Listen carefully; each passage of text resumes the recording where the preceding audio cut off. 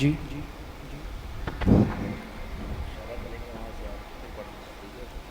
میں پیچھے دیکھ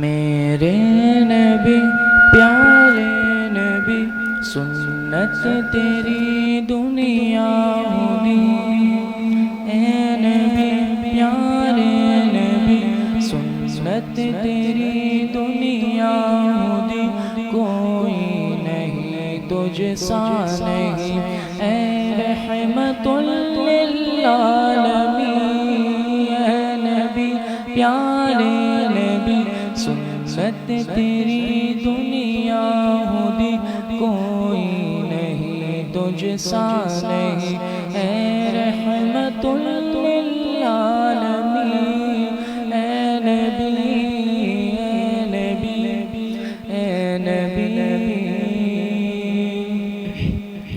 دیکھ لے مجھ کو ذرا تیرے در پہ ہوں کھڑا، تیرے عشق میں رہوں رات دن، میری ہے بس یہ دعا، اے نبی پیارے نبی سنت تیری دنیا دی، اے نبی پیارے نبی سنت تیری دنیا دی، کوئی نہیں تجھ سا نہیں، اے رحمت للعالمین،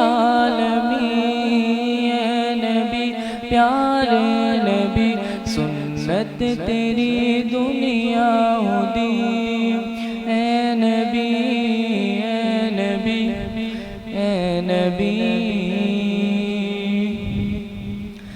بات صبا ان کو بتا اس درد کی ہے کیا دوا، تیرے عشق میں رہوں رات دن، میری ہے بس یہ دعا، اے نبی پیارے نبی میرے نبی پیارے نبی سنت تیری دنیا دی، اے نبی پیارے نبی تو ہی شفاعت کی اما، اے رحمت للعالمین، اے نبی پیارے نبی سنت تیری دنیا دی، اے نبی اے نبی اے نبی۔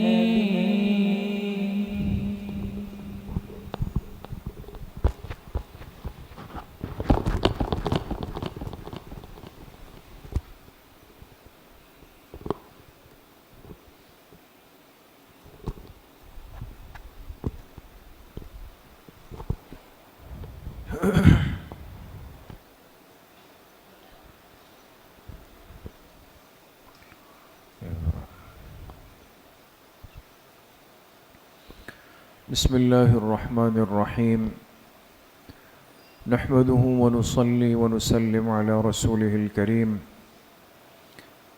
الحمد لله وكفى وسلام على عباده الذين اصطفى، خصوصا على سيد الرسل وخاتم الأنبياء وعلى آله وأصحابه الأتقياء، أما بعد فأعوذ بالله من الشيطان الرجيم، بسم الله الرحمن الرحيم،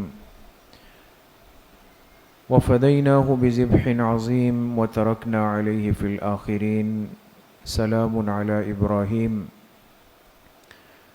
وقال رسول الله صلى الله عليه وسلم، ما من أيام العمل الصالح أحب إلى الله من هذه الأيام العشر، صدق الله وصدق رسوله النبي الكريم، يا رب صل وسلم دائما أبدا على حبیبک خیر الخلق کلہم۔ تمام ساتھی ایک مرتبہ محبت سے درود شریف پڑھ لیں۔ اللہم صل علی محمد وعلی آل محمد کما صلیت علی ابراہیم وعلی آل ابراہیم انک حمید مجید، اللهم بارك على محمد وعلى آل محمد كما باركت على إبراهيم وعلى آل إبراهيم إنك حميد مجيد۔ میرے انتہائی قابل قدر دوستوں، بھائیوں اور بزرگوں، الحمدللہ ہر اتوار کے دن بعد نماز مغرب سلسلہ تاریخ اسلام کا ترتیب کے ساتھ چل رہا ہے، اور آپ ساتھی جانتے ہیں جو پابندی سے شریک ہوتے ہیں کہ پچھلی مجلس میں دور خلافت راشدہ کا جو تیسرا دور ہے، یعنی حضرت عثمان غنی رضی اللہ عنہ کے دور خلافت پر بات مکمل ہوئی، اور اب ترتیب کے اعتبار سے انشاءاللہ ہم بات شروع کریں گے آگے چل کر چوتھے خلیفہ راشد حضرت علی المرتضیٰ رضی اللہ تعالی عنہ پر۔ لیکن چونکہ عید الاضحیٰ کا سلسلہ قریب ہے، ذو الحجہ کا مہینہ شروع ہونے والا ہے، اور ہمیشہ آپ کے لیے یہ حضرات فکر یہی کرتے ہیں کسی بھی اہم موقع پر اس کی مناسبت سے جو حکم متوجہ ہو تو اس کے بنیادی احکامات، مسائل، ترتیب، طریقہ وہ ہمارے سامنے آ جائے۔ کم از کم ایک مسلمان کا ایک عمل، ایک فرض، ایک واجب وہ متاثر نہ ہو، وہ ضائع نہ ہو جائے۔ اس لیے میرے عزیزوں، دوستوں، بزرگوں، آج ان باتوں کو سیکھنے کی، سمجھنے کی بہت بڑی ضرورت ہے۔ تو آج کی مجلس انشاءاللہ قربانی کی نسبت سے ایک تربیتی مجلس ہے جو پچھلے کئی سالوں سے ہو رہی ہے، اور یہ 2 مجلسیں انشاءاللہ ہوں گی۔ آج اس کی پہلی مجلس ہے، اور آنے والی اتوار کو انشاءاللہ اس کی دوسری مجلس ہوگی۔ اور ان مجلسوں میں انشاءاللہ ہم آپ حضرات دیکھیں گے اللہ پاک کے حکم اور توفیق سے ترتیب کے ساتھ کہ ایک مسلمان کم از کم اتنی بات سمجھ لیں کہ قربانی ہے کیا، اور قربانی کی اہمیت کیا ہے، اور قربانی کس مسلمان پر واجب ہے، کس پر واجب نہیں، پھر جس پر واجب ہے تو وہ کس جانور کی قربانی کر سکتا ہے، کس کی نہیں کر سکتا، ایک جانور میں کتنے افراد شریک ہو سکتے ہیں، اور طریقے سے مسلمان جانور ذبح کرتا ہے تو وہ ذبح کرتے ہوئے نیت کیا کرے گا۔ یہ ساری باتیں انشاءاللہ ان 2 مجالس کا حصہ ہے۔ تو آج انشاءاللہ ہم بات شروع کریں گے قربانی پر، اور آج اس کی پہلی مجلس ہے۔ جی، قربانی کے فضائل بھی اور قربانی کے مسائل بھی۔ جی، چند اہم باتیں جو ہماری ان 2 مجلسوں کا حصہ ہے وہ کیا باتیں ہیں؟ قربانی کس پر واجب ہے؟ نمبر 2، اسلام میں مالداری اور نصاب کا کیا مطلب ہے؟ یہ بات ہم سنتے ہیں زکوٰۃ کے موقع پر بھی، صدقہ فطر کے موقع پر بھی، اور قربانی کے موقع پر بھی، کہ بھئی مالدار پر تو قربانی ہے، غریب پر نہیں، صاحب نصاب پر ہے، دوسرے پر نہیں۔ تو بھئی نصاب اور مالداری کا مطلب کیا ہے؟ اسی طرح اسلام میں مقیم اور مسافر کا کیا مطلب ہے؟ ایک آدمی اگر مسافر ہے تو مسافر پر قربانی واجب نہیں، مقیم پر قربانی واجب ہے۔ لیکن شریعت کس کو مقیم کہتی ہے، کس کو مسافر کہتی ہے، یہ سمجھنا بہت ضروری ہے۔ اسی طریقے سے جو قربانی کے جانور ہے، اس میں کتنی عمر کا جانور چاہیے، عیب کے حوالے سے کیا اصول ہے؟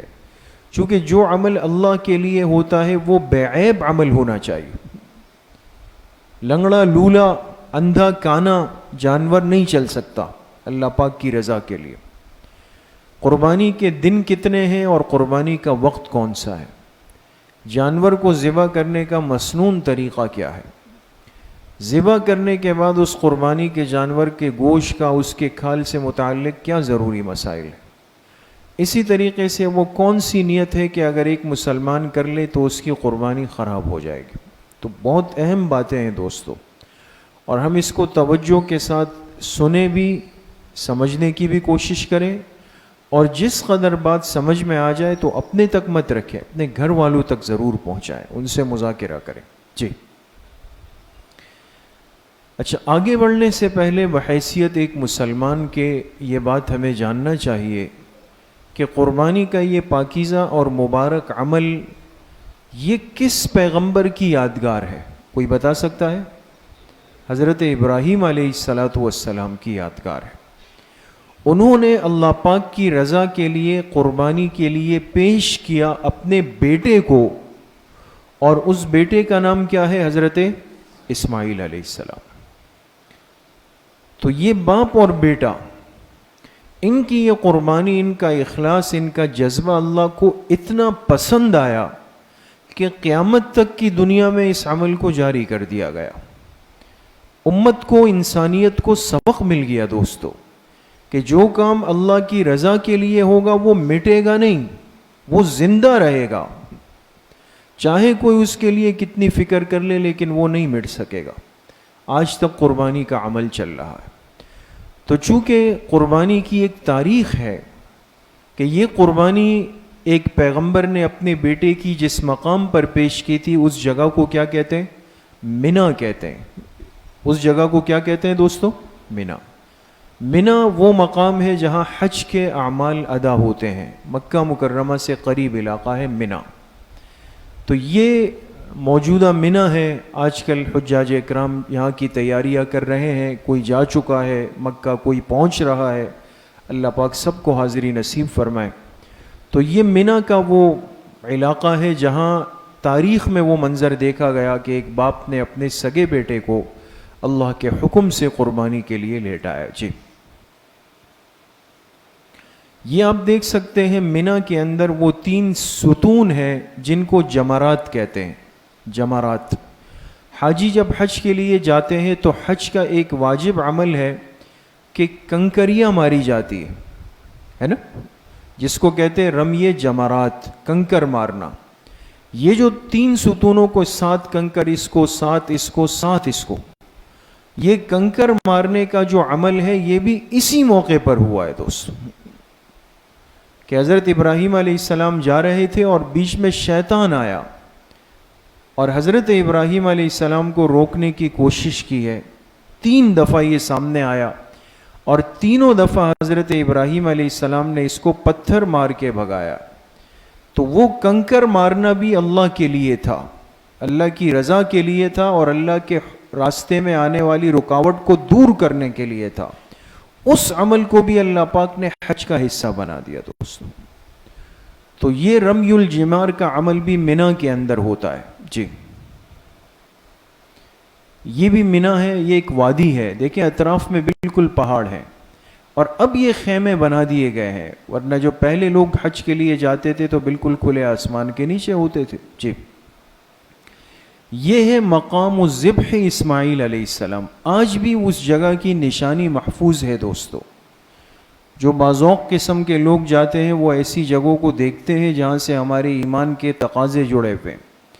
منا کے اندر ایک پہاڑی ہے اور اس میں علامتی طور پر یہ آپ دیکھ سکتے ہیں گنبد نما ایک ستون بنایا گیا ہے، نیچے سے نظر آتا ہے۔ آج کل تعمیراتی کام کی وجہ سے کچھ نظروں سے پوشیدہ ہے، لیکن انسان اس جگہ کو دیکھ سکتا ہے۔ تو منا کے ایک پہاڑ پر آج بھی یہ علامتی ستون ہے۔ یہ وہ مذبح ہے، وہ جگہ ہے جہاں اللہ کے ایک پیغمبر نے اپنے بیٹے حضرت اسماعیل علیہ السلام کو ذبح کے لیے لٹایا تھا۔ جی، اب بات یہ کہ قربانی کی فضیلت اور اہمیت کیا ہے۔ ایک مسلمان جو عمل کرتا ہے وہ اللہ کے لیے کرتا ہے، اور اللہ پاک کے لیے جو عمل ہو وہ اہم بھی ہے اور فضیلت سے خالی بھی نہیں ہو سکتا۔ قرآن کریم میں اللہ پاک نے سورۃ الحج آیت نمبر 37 لَن يَنَالَ اللَّهَ لُحُومُهَا وَلَا دِمَاؤُهَا وَلَكِنْ يَنَالُهُ التَّقْوَى مِنْكُمْ كَذَلِكَ سَخَّرَهَا لَكُمْ لِتُكَبِّرُوا اللَّهَ عَلَى مَا هَدَاكُمْ وَبَشِّرِ الْمُحْسِنِينَ۔ ایک سورہ صافات آیت نمبر 107 108 وَفَدَيْنَاهُ بِذِبْحٍ عَظِيمٍ وَتَرَكْنَا عَلَيْهِ فِي الْآخِرِينَ۔ ان دونوں مقامات پر اللہ پاک نے قربانی کے عمل کی اہمیت کو بیان کیا، اور جو ابراہیم علیہ السلام نے قربانی دی ان کے مقام کو بیان فرمایا۔ جی،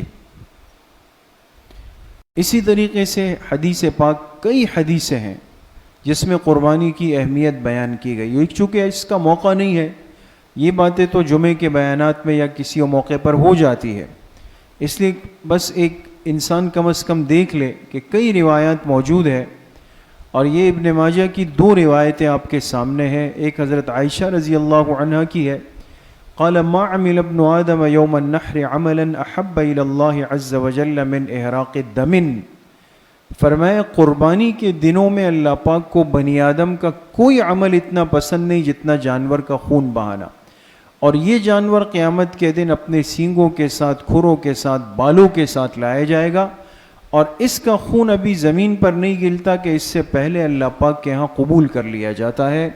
فطیبوا بہا نفسا، حکم دیا کہ میری امت اس قربانی کے عمل کو خوش دلی کے ساتھ ادا کرو، بوجھ سمجھ کے نہیں کہ بھئی یہ تو میرے 60,000 روپے چلے گئے، 90,000 روپے چلے گئے، ایک حصے کے 16,000 روپے چلے گئے، باقی دنیا کے سارے کام ہو رہے ہیں دوستو، ہر چیز ہو رہی ہے، اور ہم ضرورت کہہ کے کر رہے ہیں، بھائی کیا مجبوری ہے کرنا ہے، مجبوری ہے کرنا ہے۔ ہر آدمی رو رہا ہے کہ ہر چیز مہنگی ہو گئی، لیکن یہ مہنگائی مہنگائی مہنگائی کہنے کے باوجود ہماری روٹین میں، معمولات میں 0% فرق نہیں آیا، کر رہے ہیں۔ تو سوال یہ ہے کہ یہ بات جب قربانی پر آئے گی تو بوجھ کیوں بنے گا؟ نہیں بننا چاہیے۔ انسان جب یہ عمل اللہ کی رضا کے لیے کرے گا یہ باعث برکت بن جاتا ہے دوستو۔ اسی طریقے سے فرمایا من کان لہ سعۃ ولم یضحی فلا یقربن مصلانا، جس کے پاس قربانی کی وسعت تھی اور پھر بھی اس نے قربانی نہیں کی تو یہ ہمارے عیدگاہ کے قریب بھی نہ آئے، عید کی نماز بھی نہ پڑھے، اتنی ناراضگی کا اظہار کیا۔ تو آج جس ماحول میں میں اور آپ زندگی گزار رہے ہیں تو بہت سارے فتنے امت کی طرف متوجہ ہیں، کم نہیں ہیں۔ یہ تو چونکہ ہمارے حضرات اکابر علماء موجود ہے، اللہ ان کی زندگیوں میں برکت نصیب فرمائے، وہ ہر چیز کے آگے کھڑے ہو گئے، تو ہم اپنی نماز بھی پڑھتے ہیں، شادیاں بھی کر رہے ہیں، خوشیاں بھی منا رہے ہیں، پکنک بھی کر رہے ہیں، تفریحات بھی کر رہے ہیں، کھا رہے پی رہے، سب کچھ کر رہے ہیں۔ ان فتنوں کے لیے وہ حضرات رکاوٹ ہے دوستو، ورنہ آپ حیران ہوں گے کہ ایسے ایسے لوگ جن کو دنیا سنجیدہ کہتی ہے، ایجوکیٹڈ کہتی ہے، تعلیم یافتہ کہتی ہے، وہ باقاعدہ قربانی کے ایام قریب آنے پر بیٹھ کر یہ سوچ اور تصور آج امت کو پیش کرتے ہیں کہ بھئی یہ لاکھوں جانور نعوذ باللہ یہ ضائع ہو رہے ہیں، یہ ضائع ہو رہے ہیں۔ اچھا کیا کریں؟ کہتے ہیں بھئی یہ پیسے لے جا کے کسی غریب کو دے دو، کسی بچی کی شادی کروا دو، کسی یتیم کا کام کرا دو، کسی کا گھر بنا دو، اس کا کام ہو جائے گا۔ یہ کیا مطلب سب بکرے ذبح کر رہے ہیں، سب گائیں ذبح کر رہے ہیں؟ تو اپنی سوچ کو اللہ پاک کے حکم کے مقابلے میں آج پیش کرتے ہیں، اور پھر وہ امت کے ایک بہت بڑے طبقے کے سامنے خیر خواہ بھی کہلاتے ہیں۔ تو کتنی ضرورت ہے کہ ان فتنوں کا علمی مقابلہ ہو۔ میں اور آپ کیا جواب دے سکتے ہیں؟ کچھ بھی نہیں دے سکتے، اس لیے فتنے ہیں۔ آج ان اعمال کی حفاظت کی ضرورت ہے۔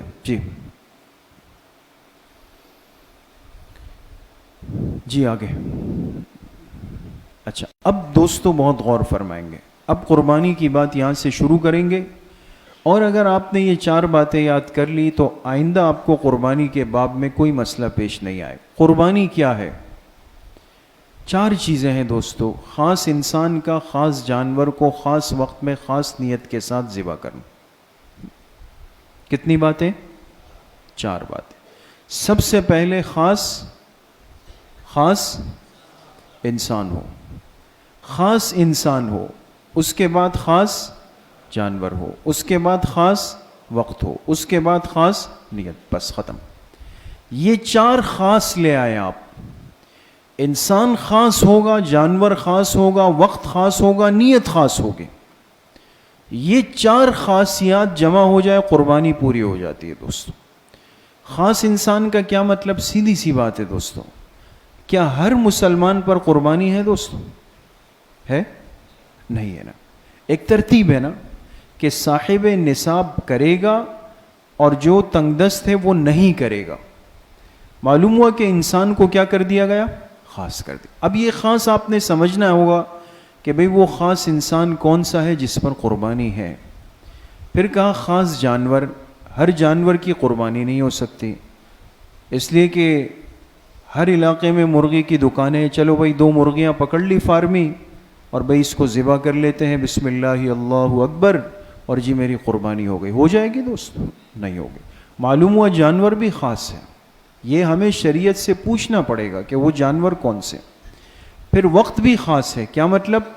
کوئی گیا آج جانور لے آیا اور کہا کہ یار آج تو میرا دل چاہ رہا تھا کہ اس کو اللہ کے راستے میں ذبح کر دوں، اور 3 لاکھ کے جانور پہ چھری چلا دی.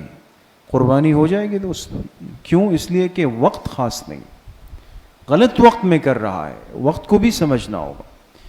پھر نیت بھی خاص ہونی چاہیے. کیا مطلب؟ ساری باتیں آ گئی کہ انسان میں شرائط ہے، جانور بھی صحیح لے آیا، وقت بھی صحیح ہے، لیکن جب عید کے دن جانور کو لٹایا تو ذبح کرتے ہوئے دل میں خیال آیا کہ بھئی اس لیے ذبح کر رہا ہوں کہ رات کو اس کے کباب بنا کے کھائیں گے، اس سے اتنا گوشت نکلے گا، باربیکیو کریں گے، فریزر کے فریزر بھر دیں گے. بھائی 3 مہینوں کا کام تو ہو گیا ہمارا. نیت اس نے خراب کر دی. حالانکہ جانور کو ذبح کرنا کس نیت سے تھا؟ اللہ کی رضا کے لیے. تو اگر غلط نیت کی یا اللہ کے غیر کی نیت کر لی نعوذ باللہ، تو وہ قربانی بھی کیا ہو جائے گی؟ ضائع ہو جائے گی. تو قربانی میں کتنی خاص چیزوں کو دیکھنا ہے؟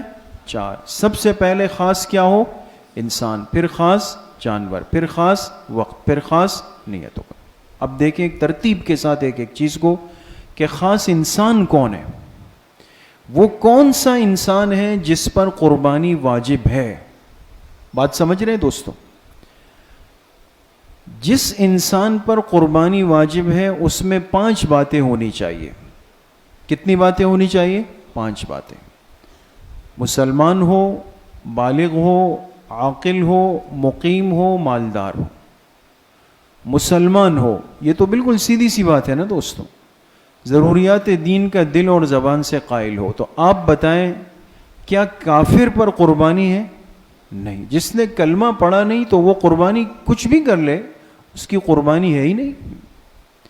تو مسلمان ہونا تو بنیاد ہے. پھر بالغ ہو، اس لیے کہ نابالغ بچے پر قربانی نہیں. بعض دفعہ نابالغ بچے ہم سے زیادہ مالدار ہوتے ہیں دوستو. ایسا ہے نہیں؟ ہمارے پاس جیب خرچ ختم ہو جاتی ہے، ان کے گلے بھرے ہوئے ہوتے ہیں. ایسا ہو سکتا ہے. یہ لوگ جمع کرتے ہیں بعض دفعہ، اور بعض دفعہ اتنا جمع کر لیتے ہیں کہ جب اس کو کھولتے ہیں تو بڑے حیران ہو جاتے ہیں کہ بھئی یہ کیا ہوا ہے یہاں پہ. تو نابالغ بچہ کتنا بھی مالدار ہو لیکن اس پر قربانی نہیں ہے دوستوں. تیسری شرط کیا ہے؟ عاقل. کیا مطلب؟ اگر کوئی مسلمان بھی ہے، بالغ بھی ہے، لیکن خدا نخواستہ بیچارہ پاگل مجنون دیوانہ ہے، تو اس پر قربانی ہے؟ نہیں ہے. وہ تو کچھ بھی نہیں سمجھتا. چوتھی شرط کو سمجھے دوستوں کہ مقیم ہو. کیا ہو؟ مقیم. مقیم سے کس کو نکال دیا دوستوں؟ مسافر کو. مسافر پر قربانی نہیں، چاہے مسافر مسلمان بھی ہے، بالغ بھی ہے، عاقل بھی ہے، مالدار بھی ہے. لیکن جو آدمی سفر میں چلا گیا تو مسافر کے ذمے قربانی نہیں آئے گی. قربانی کے لیے شرط یہ کہ وہ مسلمان کیا ہونا چاہیے؟ مقیم ہونا چاہیے. اب مقیم کس کو کہتے ہیں اس کی وضاحت ابھی آپ کے سامنے آ جائے گی آسان انداز میں، پریشان نہ ہو کہ مقیم کس کو کہتے ہیں. 5ویں شرط کیا ہے کہ وہ مسلمان کیا ہو؟ مالدار ہو. مالدار کون ہوتا ہے؟ اب ظاہر سی بات ہے کہ مجھ پہ آپ پہ چھوڑ دیا جائے تو ہم کہیں گے بھئی مالدار کم از کم وہ تو ہو کہ جس کے پاس 2-2.5 کروڑ روپے ہو، یا بحریہ ٹاؤن میں اس کے 3 پلاٹ ہو کم از کم. وہ دیکھیں نا، انسان کی سوچ الگ ہوتی ہے. شریعت کے احکامات کے اندر انسان کی سوچ پر فیصلہ نہیں ہوگا. شریعت کس کو مالدار کہتی؟ یہ مالدار سمجھنا ہے. کہتے جو نصاب کا مالک ہو. اب نصاب کا کیا مطلب ہے یہ بات بھی آپ کے سامنے آ جائے گی. اب دیکھیں دوستو، ہم نے بات شروع کی کہ قربانی کس پر ہے. سب سے پہلی بات کیا تھی کہ وہ کیا ہو؟ خاص انسان ہو. نمبر 2 خاص جانور ہو. نمبر 3 خاص وقت ہو. نمبر 4 خاص نیت ہو. ٹھیک ہے، پہلے خاص انسان کو آپ نے شروع کیا. خاص انسان میں کتنی باتیں ہونی چاہیے؟ 5. مسلمان ہو، بالغ ہو، عاقل ہو، مقیم اور مالدار ہو. یہ جو آخر کی 2 باتیں ہیں نا، مقیم اور مالدار ہونا، یہ تھوڑی سی سمجھنے کی ہے، اس لیے اس کو آپ حضرات سمجھ لیں. جی، مقیم کون کہلائے گا؟ شریعت کی نگاہ میں مقیم وہ ہے جو اپنے شہر میں ہو، رہائش کی جگہ. بھئی ہم سب کی رہائش کون سے شہر میں؟ کراچی میں. ہم کراچی کے رہائشی ہیں اس وقت.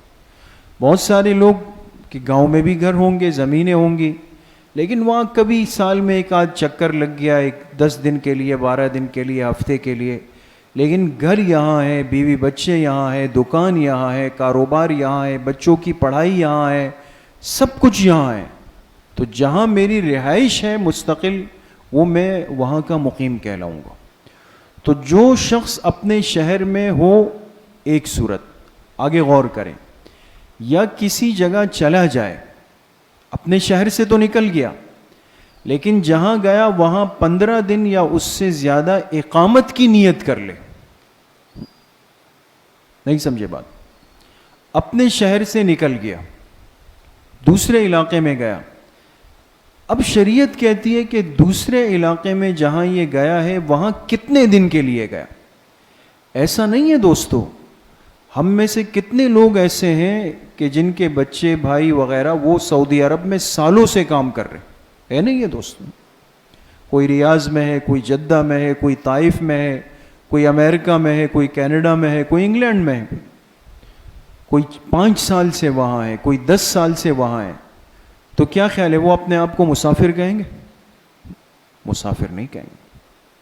یہ تھوڑی ہے کہ 10 سال سے میں جدہ میں ہوں اور میں کہوں جی میں تو مسافری کی زندگی گزار رہا ہوں، مجھ پر قربانی ہے ہی نہیں. بات کو سمجھیں. اگر کوئی شخص اپنے شہر سے نکلا لیکن جہاں گیا وہاں 15 دن یا اس سے زیادہ اقامت کی کیا کر لے؟ نیت کر لے. جیسے مثال کے طور پہ گیا اور کہا کہ جی میں جا رہا ہوں 6 مہینے دبئی میں گزار کے آؤں گا. تو 6 مہینے کی نیت سے دبئی چلا گیا، تو اس کو مسافر کہیں گے یا مقیم کہیں گے؟ مقیم کہیں گے. بات سمجھ گئے دوستو؟ آسان معیار سمجھے کتنے دن ہے؟ 15 دن. 15 دن. اس سے ایک اور مسئلہ بالکل صاف ہو گیا جو آگے چل کر آئے گا بھی، خاص طور پہ چونکہ بہت سارے احباب حج پہ جا رہے ہیں دوستو. ایک سوال ہو رہا ہے بار بار کہ جی ہم حج پہ جا رہے ہیں. ایک تو حاجی وہاں پہ دم شکر دیتا ہے، جانور ذبح کرتا ہے، لیکن حاجی پوچھتے ہیں کہ ہم پر پاکستان والی قربانی ہے یا نہیں. بات سمجھ گئے؟ پاکستان میں ہماری قربانی ہوگی یا نہیں ہوگی. تو اس میں ایک بات تو یہ ہے کہ اگر وہ شخص حج کے باوجود بھی مالدار ہے، صاحب نصاب ہے، ایک بات. دوسرا ہمیں یہ بھی دیکھنا ہوگا کہ یہ جا کر وہاں مکہ مکرمہ میں کتنے دن رہا ہے، مقیم کتنے دن ہے. اگر اس کو وہاں پہنچنے کے بعد ایک ساتھ 15 دن مل رہے ہیں ایک علاقے مکہ میں، تو یہ مقیم بن جائے گا. لہٰذا اس پر پاکستان والی قربانی بھی واجب ہوگی. لیکن اگر ایسا ہے کہ بھئی نہیں 10 دن مکہ میں، پھر 8 دن مدینہ میں، پھر 3 دن مکہ میں، اب ڈسٹریبیوٹ ہو گیا نا، تقسیم ہو گیا، ایک جگہ پر ایک وقت میں 15 دن اس کو نہیں مل رہے، تو ایسی صورت میں یہ مسافر ہے اور مسافر پر اپنی واجب قربانی لازم نہیں ہوتی. کچھ سمجھ میں آ رہا ہے دوستو؟ چلیں، مقیم ہو گیا. اب مالدار کس کو کہتے ہیں؟ جو نصاب کا مالک ہو. اب قربانی کا نصاب کیا ہے دوستو؟ یہ بھی اہم ترین سوال ہے کہ ایک مسلمان عاقل بالغ مرد عورت کے پاس کتنا مال ہو کہ جس کے بعد کہا جائے کہ بھئی یہ صاحب نصاب ہے، اس نے قربانی دینی. اس سے پہلے ایک بات سمجھ لیں، چونکہ دین اسلام میں نصاب میں سونے اور چاندی کو دیکھا جاتا ہے. کس کو دیکھا جاتا ہے؟ سونے کو دیکھا جاتا ہے یا پھر چاندی کو. اور سونے اور چاندی میں آپ جانتے ہیں کہ اس کا جو نظام ہے وہ وزن کی بنیاد پر ہے. کہتے ہیں بھئی یہ 1 تولہ ہے، یہ 3 تولے کے زیورات ہے، 5 تولے کے زیورات ہے. تولے کا لفظ آپ بار بار سنیں گے. تو اب یہ تولہ کیا ہوتا ہے، موجودہ زمانے میں اس کی مقدار کیا ہے، وہ تھوڑی سی بات سمجھ لیں دوستو. دیکھیں ایک فارمولہ ہے. 1 تولہ جو ہوتا ہے، 1 تولہ یہ 11.664 گرام، 11.664 11.664 گرام کا کیا بنتا ہے؟ 1 تولہ بنتا ہے. ٹھیک ہے. سونے کا نصاب کیا ہے؟ 7.5 تولہ. اگر کسی مسلمان عاقل بالغ مرد یا عورت کے پاس سونا 7.5 تولہ ہے تو یہ سونے کے اعتبار سے نصاب کا مالک ہے. اب 7.5 تولہ گرام میں کتنا بنے گا؟ 87 گرام. کتنے گرام؟ 87 گرام. اچھا چاندی کا نصاب کیا ہے؟ 52.5 تولہ. اور 52.5 تولہ چاندی کو آج کل کے گرام میں آپ دیکھنا چاہیں تو وہ کتنا بنے گا؟ 612 گرام. ٹھیک ہے. شاید یہ بات تھوڑی سی آپ کو مشکل لگی ہو لیکن ابھی انشاءاللہ آپ لوگ بات کو سمجھ جائیں گے. جی اب بہت غور کریں. قربانی کے واجب ہونے کا نصاب کیا ہے؟ 5 چیزوں کو دیکھنا ہوتا ہے. کتنی چیزوں کو؟ 5 چیزوں کو. بہت غور کریں, ہم نے نمبر لگائے ہوئے. کسی مسلمان عاقل بالغ مقیم کی ملکیت میں 52.5 تولہ چاندی, نمبر 1 کیا ہو؟ 52.5 تولہ چاندی.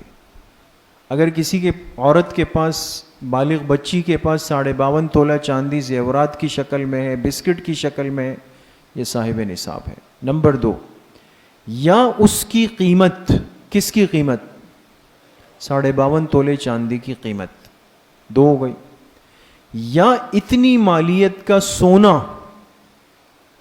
یعنی 52.5 تولے چاندی, ابھی نیچے بات آ رہی ہے, اس کی جو قیمت بنتی ہے نا دوستو, 52.5 تولے چاندی کی جو قیمت بنتی ہے, اگر کسی عورت یا بالغ بچی کے پاس اتنی مالیت کا سونا موجود ہے یا اتنی مالیت کا سامان تجارت موجود ہے, 52.5 تولے چاندی کی مالیت کا سامان تجارت, جو چیزیں بیچنے کے لیے, مثال کے طور پہ کپڑے والے نے کپڑے کے سوٹ رکھے ہوئے, موبائل والے نے موبائل کے ڈبے رکھے ہوئے, ہے نا, یہ سب سامان تجارت ہے دوستو. اب کسی تاجر کا سامان تجارت اگر 52.5 تولے چاندی کی قیمت کے برابر ہے, یا 5ویں صورت یہ کہ ضرورت سے زائد اتنا سامان ہو کہ جس کی قیمت 52.5 تولے چاندی کے برابر ہو تو اس پر قربانی واجب ہو. ضرورت سے زائد سامان. آج کل مستورات میں تو بہت زیادہ عام ہے کہ اضافی کپڑے جمع کیے, الماری بھری ہوئی, نئے پیک سوٹ رکھے ہوئے, ان کو ہاتھ بھی نہیں لگائے, وہ رکھے ہوئے.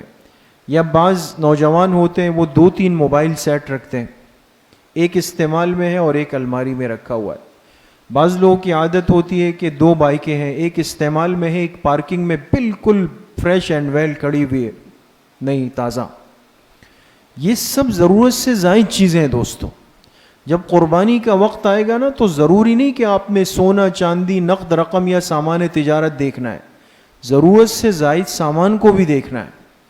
وہ چیزیں جو ضرورت سے زائد ہیں آپ ان کی ایک ویلیو نکالیں, قیمت نکالیں. اگر وہ 52.5 تولے چاندی تک پہنچ گئی تو آپ پر قربانی واجب ہے. اب دیکھیں چاندی کا تولہ آج کے حساب سے, جو آج کا ریٹ چل رہا ہے.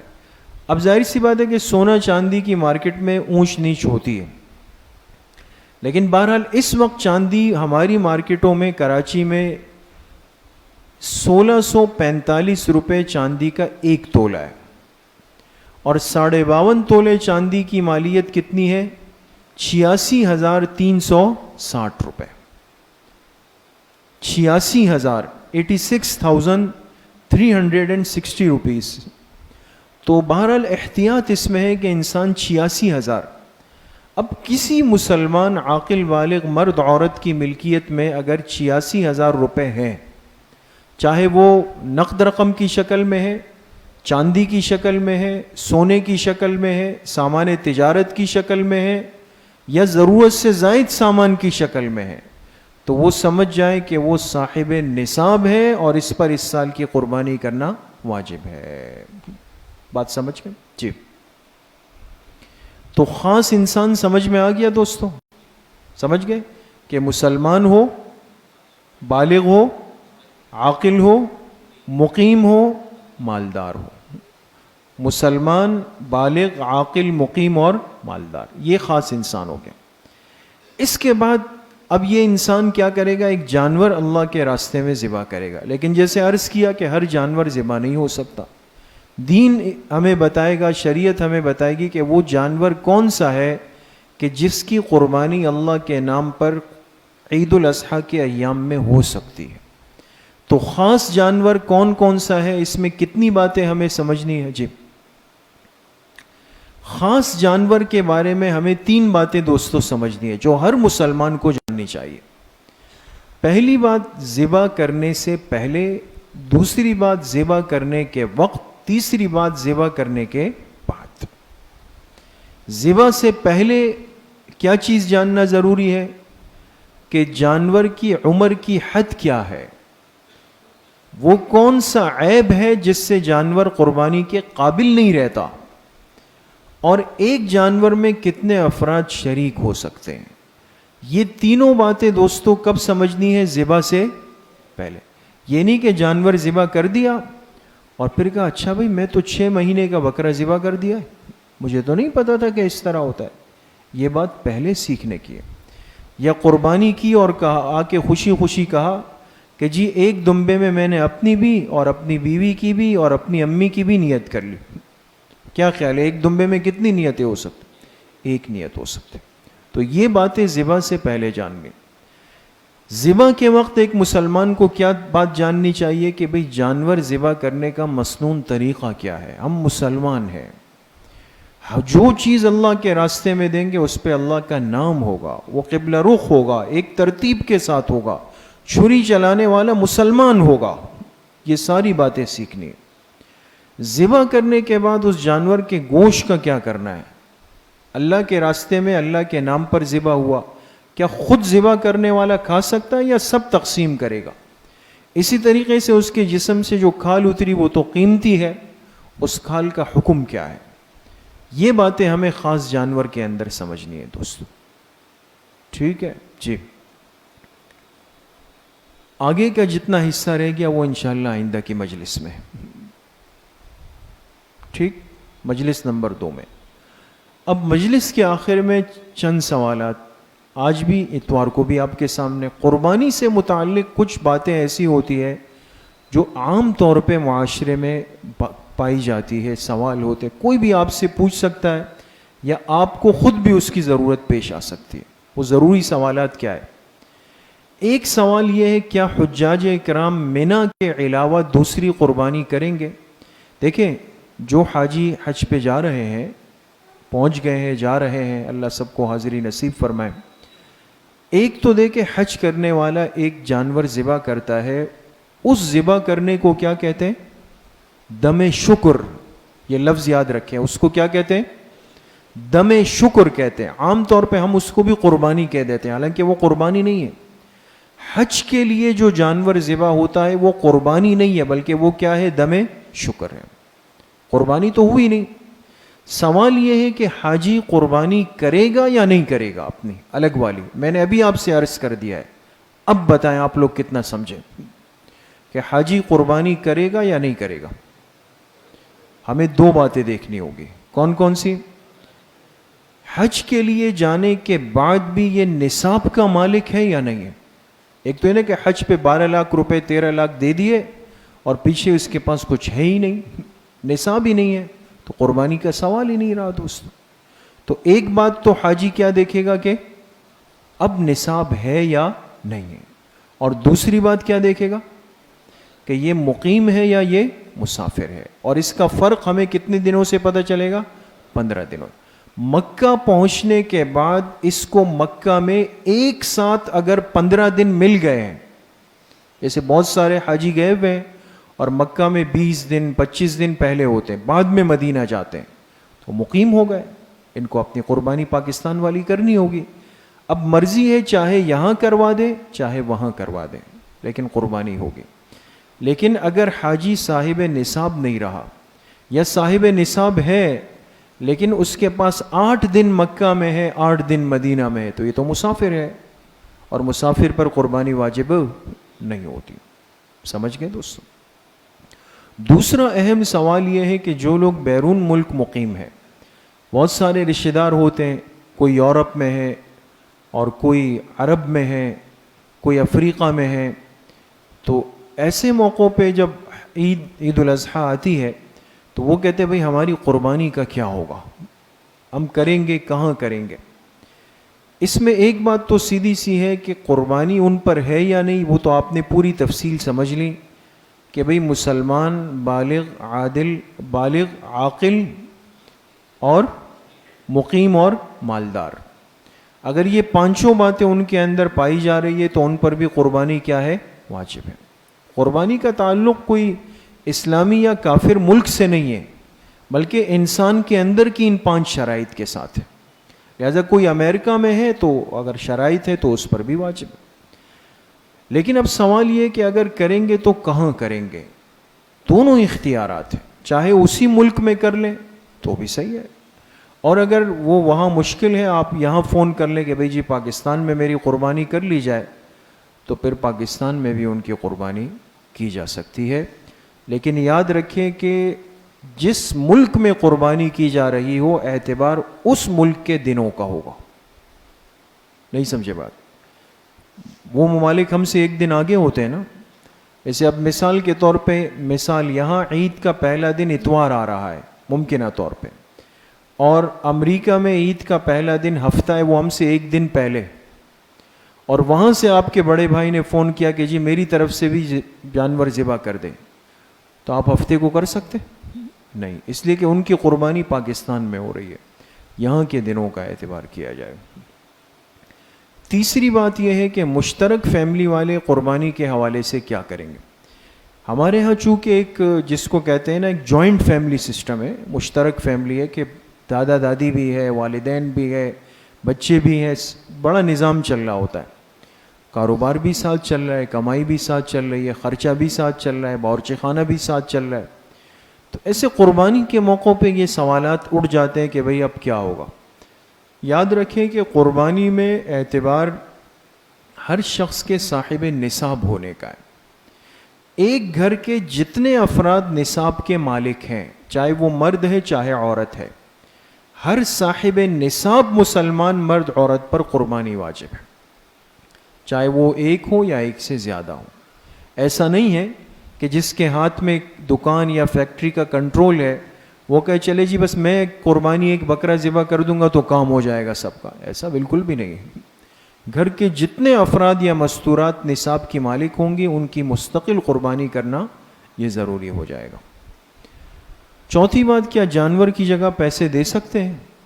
دے سکتے ہیں دوستو؟ بالکل بھی نہیں دے سکتے، چونکہ جانور ذبح کرنا یہ اللہ پاک کا حکم ہے، تو چاہے انسان اس کے بدلے لاکھوں کروڑوں روپے خرچ کر دے گا، قربانی کی عبادت پھر بھی ادا نہیں ہو سکے گی۔ پانچواں سوال یہ ہوتا ہے کہ اپنی عمر سے کم کا جانور اگر غلطی سے خرید لیا تو قربانی کا کیا ہوگا؟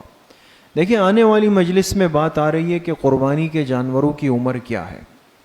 اب مثال کے طور پہ گائے کی عمر قربانی کے لیے کتنے سال شرط ہے؟ 2 سال شرط ہے۔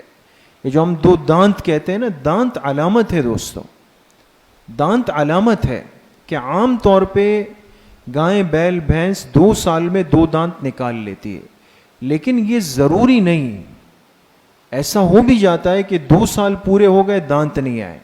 اچھا ایسا بھی ہوتا ہے، مسائل معاملات ہوتے ہیں کہ 2 سال اس کے پورے نہیں ہوئے اور دانت آ گئے، تو اس لیے علماء نے فرمایا بھی آسان یہ ہے کہ ایک علامت کے طور پہ 2 دانت دیکھ لیے جائیں، لیکن اگر جانور بیچنے والا وہ کہے کہ بھئی یہ 2 سال کا ہے، آپ دانتوں کو مت دیکھیں، میں نے خود اس کو پالا ہے، یہ 2 سال کا ہے، اور یہ کہنے والا آدمی دیندار معتبر لگ رہا ہے تو اس کی بات کو قبول کر لیا جائے گا، اس جانور کو ذبح کر لیا جائے۔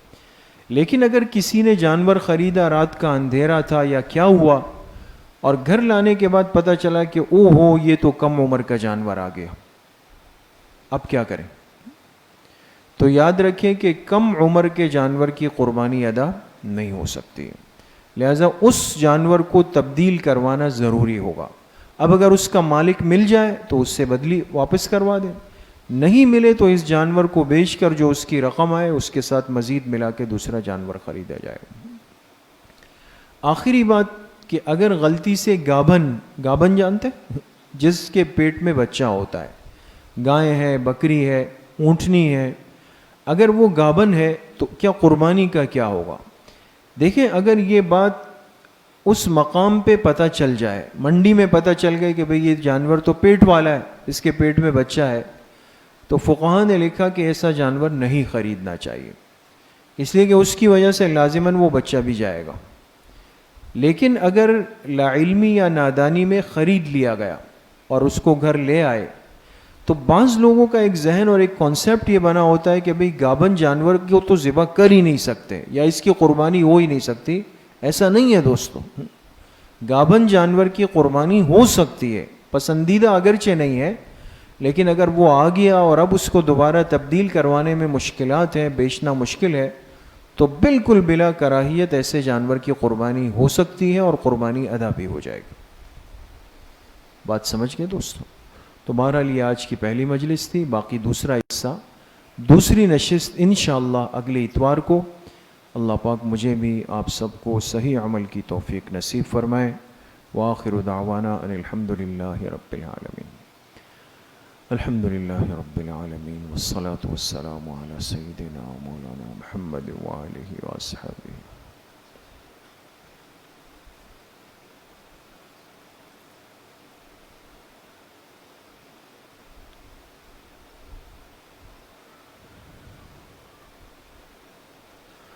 وصلی اللہ وسلم علی نبینا محمد